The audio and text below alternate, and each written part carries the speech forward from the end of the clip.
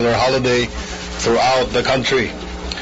Whereas Eid al-Fitr is celebrated by the Muslim world for 3 days after the end of the month of fasting, and whereas the entire Filipino nation should have the brothers and sisters in peace and harmony in observance and celebration of Eid al-Fitr, and whereas in order to bring the religious and cultural significance of the Eid al-Fitr to the fore of national consciousness, it is necessary to declare Wednesday, the 6th of July, as a regular holiday throughout the country. Now therefore, signed by Rodrigo R. Duterte, President of the Philippines, by virtue of the powers vested upon the President, hereby declare Wednesday, the 6th of July, 2016, as a regular holiday throughout the country in observance of Eid al-Fitr, Feast of Ramadan, signed by the President Rodrigo Duterte.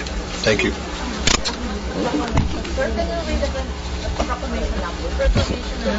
Number 6.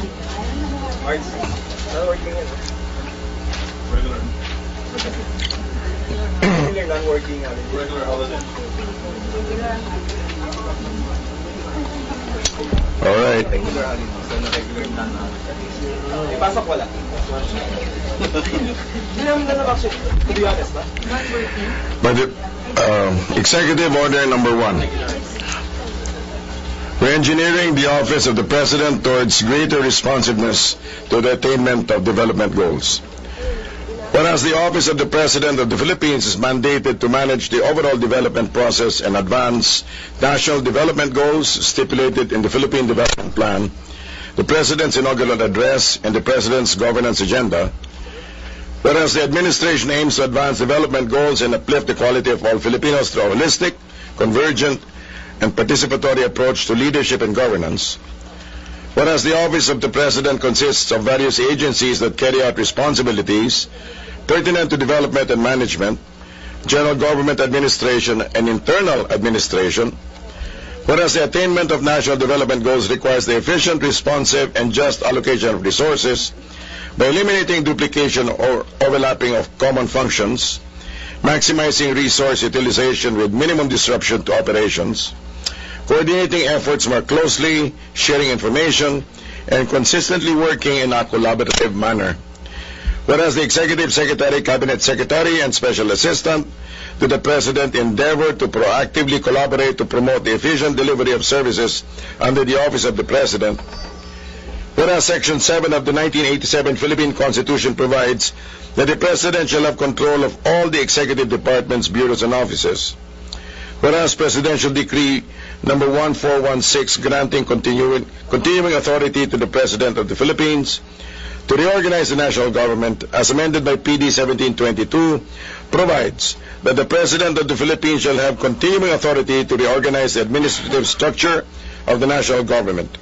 Whereas Section 31, Chapter 10, Title 3, Book 3 of the Executive Order number 292, Administrative Code of 1987, dated 25th of July, 1987, provides for the continuing authority of the President to reorganize the administrative structure of the Office of the President. Now therefore, I, Rodrigo Roa Duterte, President of the Philippines, by the authority vested in me, by the Constitution and the laws of the Philippines, do hereby order, Section number 1, Agency Supervision. The Cabinet Secretary shall have supervision over the following agencies: Cooperative Development Authority, Housing and Urban Development Coordinating Council, National Anti-Poverty Commission, National Commission on Indigenous Peoples, National Commission on Muslim Filipinos, National Food Authority, National Youth Commission, Office of the President, Presidential Action Center, Philippine Commission on Women, Philippine Coconut Authority, Presidential Commission on the Urban Poor, Technical Education Skills Development Authority. With the supervision of the Cabinet Secretary, these agencies shall primarily evaluate existing poverty reduction programs and, if deemed necessary, formulate a more responsive set of programs complementing existing ones, channeling resources as necessary to reduce both the incidence and magnitude of poverty. They shall develop specific programs and projects that seek to reduce poverty, improve the lives of the most vulnerable sectors of society, promote social education of the people to allow them to participate in effecting real change by keeping watch of the affairs of government and listen to people's feedback. They should conduct consultations with LGUs for the proper allocation of resources and program implementation, and recommend courses of action for the government to adopt to achieve a sustainable system of meeting the needs of the people while ensuring resiliency for vulnerable communities. Section 2. Consolidating the office and the functions of the Office of the Special Assistant to the President, the Office of the Appointment Secretary, and the Presidential Management Staff under the Special Assistant to the President, and creating the Office of the President Events Management Cluster. The Office of the Special Assistant to the President, OSAP, the Office of the Appointment Secretary, and the Presidential Management Staff, PMS, are thereby placed under the oversight of the Special Assistant to the President, SAP. Relatedly, the Office of the President Events Management Cluster, OPEMC, is hereby created to ensure effective collaboration among the offices and or units involved in the preparations for and management of presidential engagements. It should be composed of the PMS, Presidential Security Group, PSG, Office of the Chief Presidential Protocol, Media Accreditation and Relations Office, MARO, and Radio Television Malacanang, RTVM. The OSAP. The OSAP shall be composed of the private offices of the President, including the Appointments Office, which will handle the scheduling of activities of the President, and the Presidential Management Staff, including presidential appointments, processing, and management of presidential engagements as lead of OPEMC. Powers and functions. The OSAP shall be headed by an appointee with the position Presidential Assistant to, with the rank of Secretary, who shall oversee and supervise the implementation of improvements in the systems and processes in place to maximize efficiency and effectivity in management. Personnel and staffing complement. The OSAP shall be composed of its organic number of personnel and shall be reinforced with the personnel of the consolidated and merged offices which are necessary to support its mandate. Section 3. Common Staff Support System. The PMS shall support the Executive Secretary in the provision of policy inputs to the President in the management of the affairs pertaining to the government of the Republic of the Philippines, and to the Cabinet Secretary in the provision of substantive and logistical support to the Cabinet and the monitoring and execution of Cabinet directives. Section 4. Separability cause. If any part or provision of this executive order is held invalid or unconstitutional, any part or provision not affected thereby shall remain in full force and effect. Section 5. Repealing clause. All laws, decrees, orders, proclamations, circulars, rules, regulations, and other enactments or parts thereof, which are inconsistent with any of the provision of this executive order, are hereby repealed, amended, or modified accordingly. Section 6. Effectivity. This order shall take effect immediately upon publication in one newspaper of general circulation, done in the City of Manila, the 30th day of June, in the year of our Lord 2007, signed by the President Salvador Medellín, E.S. Rodrigo Duterte, President.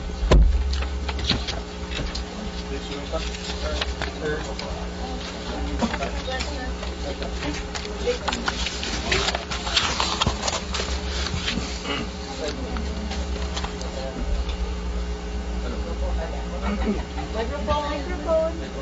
Sino ba? Ayun, si Vito yun. Meron nga. Wala nga audio eh. Patay. Wala rin. Tanong mo na lang. Tanong mo na lang. Here. Tumayo ka doon. You wanna use this? Hindi, zero. Ay, KBL audio, please. Hello. Ito marunong magbilang to 1 to 10. Tingnan 1 to 10. Sir, good afternoon. In behalf of the Malacanang Press Corps, pardon us for being very particular and legalistic, especially on the executive order coming from the Office of the President. I would like to bring your attention on number 6, whereas. The wordings of the whereas number 6 refers to the Section 7. Are you referring to the Article 7, Section 7 of the 1987 Constitution? The wordings of Section 7 refers to the assumption of the President-elect and Vice President-elect. If you are referring to the powers of the President on the supervision of all government agencies, it should be Article 17 of the Section 7 of the 1987 Constitution. Article 17. Article 7, Section 17 supposed to be. So it should read how? Article 7, Section 17, not Section 7, sir. Article 7, Section 17. Okay, noted. We will act on that. Okay, thank you. Yes. Sir, what happened? Sir, JP Bencito, Manila Standard. Sir, what happened to the two other agencies? Sir, there were 4 agencies under the Office of the Presidential Advisor on Food Security, formerly handled by Kiko Pangilinan. What happened, sir, to the 2 other agencies, Fertilizer and Pesticide Authority and NIA? Were they reverted Fertilizer and Pesticide Authority? and the NIA, sir, National Irrigation Authority, were they reverted back to the Department of Agriculture? We will check on that. I'll follow up. Okay, thank you, sir. Sir, just a quick follow-up to Mr. Samintak question. So, what will you gonna do? I understand this has already been registered at the office of the record section. So, what will you gonna do? You will pull out this, or you will provide an executive order 01-A? Because I understand, although it can be a typographical error, but this will become the law of the land. We will take note of the pointers and we will act accordingly. Thank you, sir. Thank you. Yes. Secretary, earlier, incoming Agriculture Secretary Piñol Yes. said he wanted the PCA back to the DA because I understand PCA, NFA, and other agriculture-related agencies back to the DA, which was separated from the DA by the Aquino administration, and now you placed it under the supervision of the Cabinet Secretary. Okay. So what happened to that? You're talking about the PCA Yes. and the NFA. Yeah, the pesticide and the fertilizer. Apparently, Secretary Piñol wanted those agencies because they are related to the Agriculture Department. But here, they were placed under the supervision of Cabinet Secretary. We will take it up with the Department Secretary, the points that you raised. But may I ask, what's the wisdom of putting those agencies under the supervision of Secretary Evasco? Apparently, they have some sort of wisdom going on there. No, basically, I'm not trying to be flip. I'm just saying it has been placed together, it has been clustered such, and I'll bring it up. Yes, Sir Joseph sa GMA. May isa pa? yes. Sir, ano yung pinagkapare-pareho nitong mga to such that you saw it as wise to put them under one cabinet secretary? Basically, it's streamlining. I think it's stated it's basically just to streamline so that it's not repetitive, it's not redundant. Okay, so that's why they consolidated. In an operational sense, sir, mas madali bang nasa cabinet secretary yung control nitong mga agencies na to? Kung halimbawa kailanganin mo yung NFA and then NHDC for poverty alleviation? It's under his supervision in order for coordination, but definitely for actions taken, it will be under those particular departments. Sir, ano yung magiging ranggo ng mga nasa baba? Hindi na cabinet secretary level, no? No. Mga ano na siya?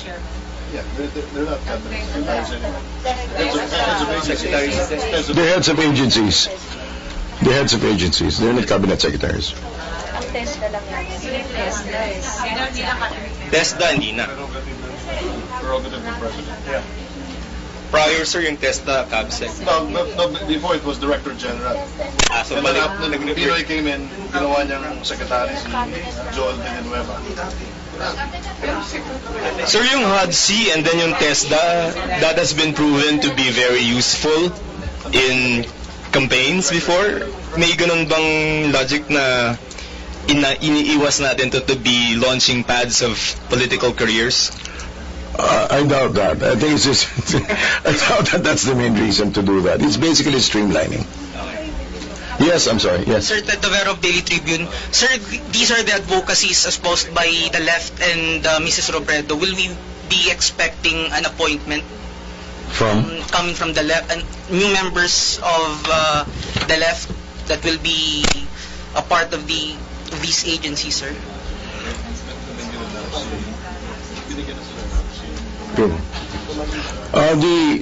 That particular political sector has already been given, addressed. They've already been given their own positions. What about these? Ano, sir? These positions will it be given to them, or will there be a space for Mrs. Robredo? We will still have to refer to Cabinet Secretary June Vasco. Thank you. Sec clarification. Yes. So, yung TESDA, is he still a secretary? No. Hindi na po. For clarification. Hindi na. Ano siya, Director General? Director General. Okay, so, okay, sige. So, tapos isa pang question, Secretary. What's the wisdom of lumping in one EO yung something related about poverty and then something related about the operations of the President, yung sa OSAP? Bakit po sila nilump into one EO? Parang seemingly unrelated silang dalawa. The OSAP? Kasi yung Section 2 consolidating the office and functions of the office of the Special Assistant of the President, parang hindi yata related sa poverty and development yung... Bakit kaya parang nilump sila into one EO? They're all part of the office of the president. So yun ang po ang reason. They're all part of the OP, so they were lumped into one EO. Yes, we want to do a fast job. Still streamlining. Streamlining pa rin. Okay. Sir, last, baka kasi statement lang yung makuha namin, yung visit later, meeting with the Vice President Robredo. Why did the President, decide to meet with her? And may agenda ba? He did say that they could meet anytime, right? Okay. Let's leave it at that. Okay. Thank you very much. Thank you.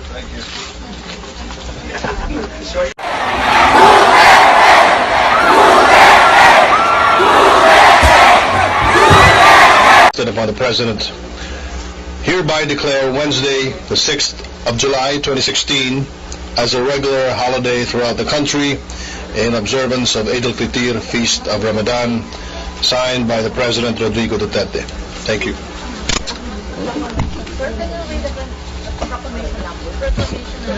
Number 6, regular holiday throughout the country. Whereas Eid al-Fitr is celebrated by the Muslim world for 3 days after the end of the month of fasting, and whereas the entire Filipino nation should have the brothers and sisters in peace and harmony in observance and celebration of Eid al-Fitr, and whereas in order to bring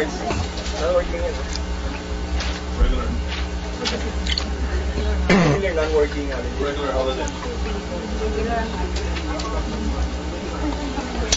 All right.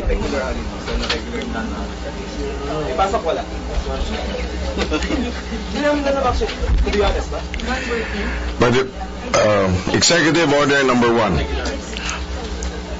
Re-engineering the office of the President towards greater responsiveness to the attainment of development goals.